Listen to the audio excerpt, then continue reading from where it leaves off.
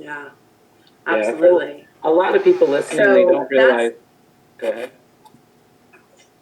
oh no, go please. I was going to Continue. say a lot of people listening might not realize how old NORML is. NORML was started back October 1st, 1970, I believe was its first date of doing business. And a lot of people might not realize that Hollywood was a big influence. When Keith Stroke was trying to raise the money to start this organization back then, a lot of people were turning him down. They didn't think it was important. But it was Hugh Hefner and the Playboy Foundation which donated the first round of funding to NORML and got it started. And it was Keith's ability to interact with celebrities and to get their endearment, if you will, and to get their support that caused this to become such a mainstream issue. And then it was people like Tommy Chong and Cheech Marin who actually wrote the scripts that became what we laughed at, the stereotypes. And, you know, a lot of people thought Cheech and Chong were dumb, not realizing that Tommy Chong wrote and produced those movies.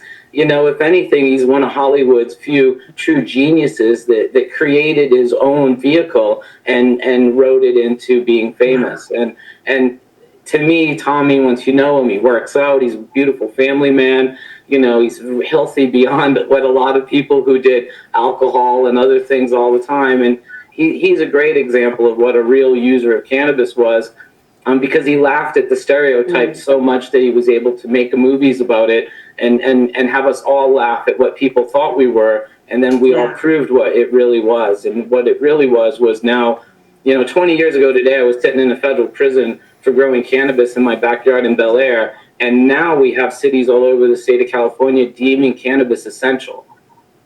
That's a big shift. Yeah. It's so powerful, isn't it? That was definitely something very exciting from all this. It's beautiful to see the perspective change. NORML was started to actually fight for the rights of the users of cannabis, you know, the end users. And, you know, now it's kind of the dynamic is changing, and now it's fighting for the equal rights of cannabis users. When you think equal rights, think of alcohol, think of tobacco. You know, you don't get fired from your job because you use, you know, you drink a little beer on the weekend, but they can fire you from your job if you smoke a little pot on the weekend. And these are the kind of obstacles that we now have to overcome as consumers of cannabis.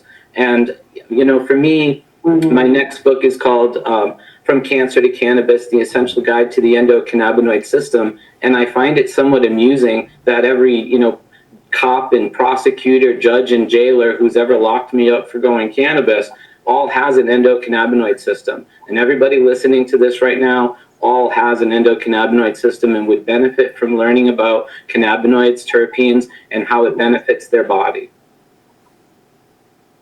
Oh, that sounds awesome. One last question before we have to go. I was wondering if you could answer why you think that advocacy has been so important to the movement.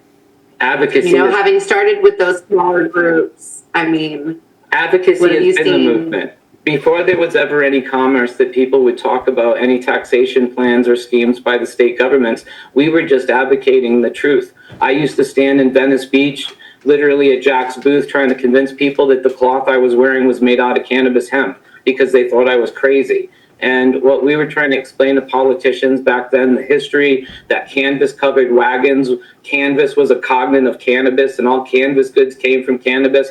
That small history fact blew people's minds. So it was our advocating the truth that has really brought us to where we are today. And it's why I've always been so supportive of NORML and the organizations that it has inspired, because without them, we wouldn't have the freedoms we have now. Keith Stroke is now and has always been a hero to me because he had the foresight to fight for freedoms that a lot of people thought were insignificant and didn't matter. And they were wrong and he was right. And now we are all benefiting from over 50 years of his hard work, in my opinion. Absolutely. So, thank you for having me on. I hope everybody has a great 420. Yeah, no, thank you so much. It's been a pleasure to talk to you now, but then also definitely behind the scenes. And I look forward to watching your documentaries and for your next book coming out. Can you give me the title one last time? Yes, when I was a kid, I had cancer 10 times, and now my next book is called From Cancer to Cannabis, The Essential Guide to the Endocannabinoid System. And now if people want to get my seeds, they can go to my website, agseedco.com. I've been cultivating cannabis for 36 years, minus the time I was in prison, of course, but pretty consistently the rest of the time. And now I'm able to make my seeds available. So I'm sharing the genetics I've been collecting for decades. Awesome. Thank you so much. Happy Thank 420. You too. Have a great day.